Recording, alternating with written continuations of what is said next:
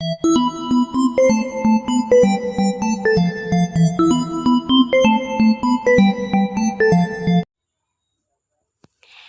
दोस्तों, welcome back to my channel. और मैं ज़ोया। आज मैं लेके आई हूँ क्लास ट्वेल्थ का चैप्टर नंबर 2 का पार्ट 3। ठीक है, तो हमने चैप्टर नंबर 2 का है पार्ट 2 हमने पिछले वीडियो में पढ़ चुके हैं। अगर आपने वो वीडियो नहीं देखा है तो आप पहले वो वीडियो जाके देखिए, आपको बहुत ज़्यादा ईजी हो जाएगा। और अगर आप मेरे चैनल पर न्यू आए हैं तो प्लीज़ मेरे चैनल को सब्सक्राइब कर लें, ज़्यादा से ज़्यादा इसको लाइक करें, इसको ज़्यादा से ज़्यादा अपने दोस्तों तक शेयर करें ताकि उनकी भी हेल्प हो सके। और उम्मीद करती हूँ आज आप सब पढ़ाई में ध्यान लगा रहे होंगे। जैसे इस टाइम गंभीर समस्या हो रही है कोरोना के वजह से, तो मैं आशा करती हूँ कि आप पढ़ाई में अच्छी तरह से ध्यान लगाएं और उसके बाद अच्छे नंबर लाने की कोशिश करें। देखिए, एग्ज़ाम हो या ना हो, बट देखो पढ़ना ज़रूरी है। क्योंकि जब हमारी गवर्नमेंट जॉब लगेगी ना, तो वो ये नहीं पूछेगा कि आपकी एग्ज़ाम हुई थी या नहीं हुई थी, आप किस तरह से पास हुए। नहीं, वो आपसे कुछ क्वेश्चन पूछेंगे और उसके जवाब आपको देने होंगे। लेकिन अगर आप पढ़ाई नहीं करोगे तो आप कहाँ से क्वेश्चन देंगे और कहाँ से सवाल का जवाब देंगे। आई होप आपको समझ में आ रहा होगा मैं क्या कह रही हूँ। तो देखिए, हम वीडियो को शुरू करते हैं।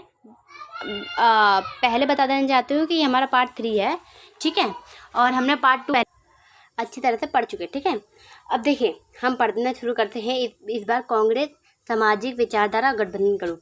देखिए, हम इसमें पढ़ने वाले हैं कांग्रेस के बारे में, ठीक है। पहले कांग्रेस क्या थी, उसका जन्म कब हुआ, वो क्या करती थी, वो राजनीति में किस तरह से आई, ठीक है, ये सब पढ़ने वाले।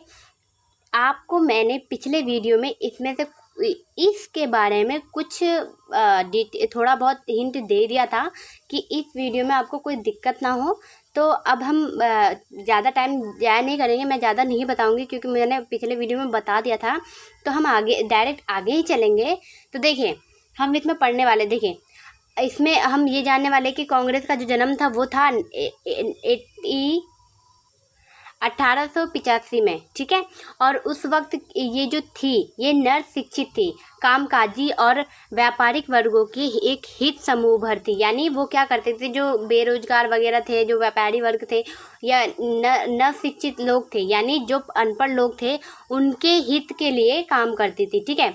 अब 20वीं सदी में इसने जन आंदोलन का रूप ले लिया था। कब ले लिया था? 20वीं सदी में, यानी जब हमारा 90 में आया, ठीक है। उसके बाद इस वर्ग से कांग्रेस ने एक जन व्यापारी पार्टी या क्या रूप ले लिया। जब उन्होंने जन समूह का रूप लिया, उसके बाद उन्होंने धीरे धीरे क्या किया, जन व्यापार पार्टी का समूह ले लिया। देखिए, इसको याद रखिएगा, 3 नंबर के क्वेश्चन में आता है, इसलिए मैं आपको धीरे धीरे और अच्छा आराम से समझा रही हूँ। अगर ना समझ में आए तो प्लीज़ मुझे कमेंट करके बता दीजिएगा, ठीक है। आगे देखिए, और राजनीतिक व्यवस्था में इसका दबदबा कायम हो गया। कब कायम हो गया? जब वो जन व्यापारी राजनीतिक पार्टी में आई, ठीक है। शुरू में कांग्रेस अंग्रेजी अगड़ी जाति, उचले मध्य वर्ग, शहरी अभिजन का बोलबाला था। लेकिन कांग्रेस ने जब सवर्णीय अवज्ञा आंदोलन जैसे आंदोलन चलाए तो उसका सामाजिक आधार बढ़ गया। सवर्णीय अवज्ञा आंदोलन किसने चलाया था आपको पता होगा। ये चलाया था हमारे गांधी जी ने, ठीक है। और उसमें किसने सहभागी लिया? वो था कांग्रेस, ठीक है। जब से वो क्या हो गया, उसका आधार बढ़ गया, ठीक है। आगे देखिए, कांग्रेस ने परस्पर विरोध हित के रूप में कई समूहों के साथ जोड़ा।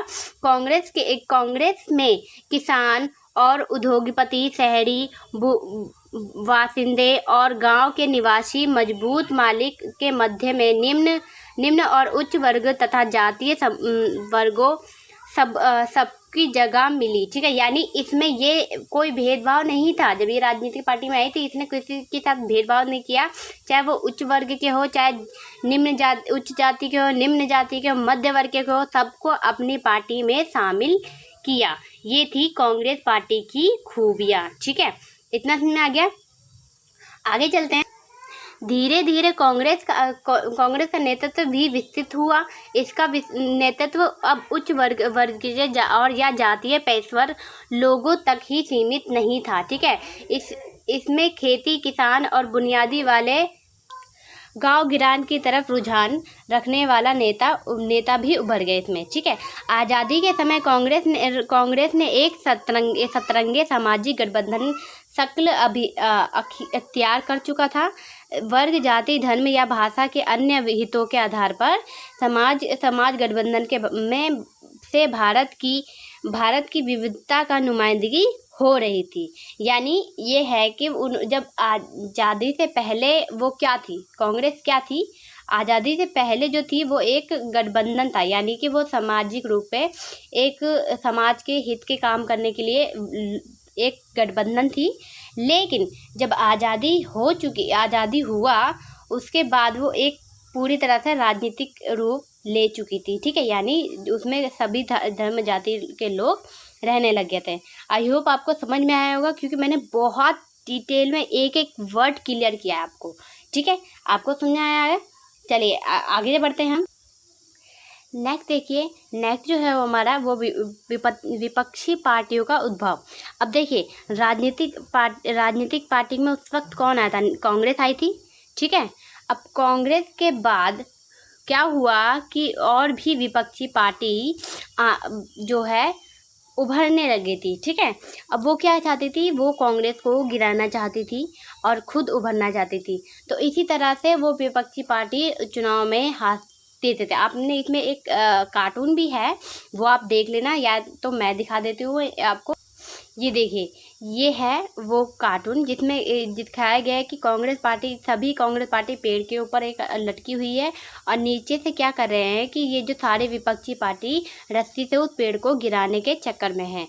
यानी वो चाहते थे कि उनकी पार्टी जो है वो डल हो जाए, यानी वो गिर जाए और उनकी भी पार्टी उभर जाए। देखिए कितने पसीने पसीने हो गए। लेकिन जनता के अंदर एक वो होती है ना कि हाँ वही पार्टी है तो वही पार्टी है, वो वाली बात आ गई थी। इतना समझ में आ गया, आगे चलते हैं।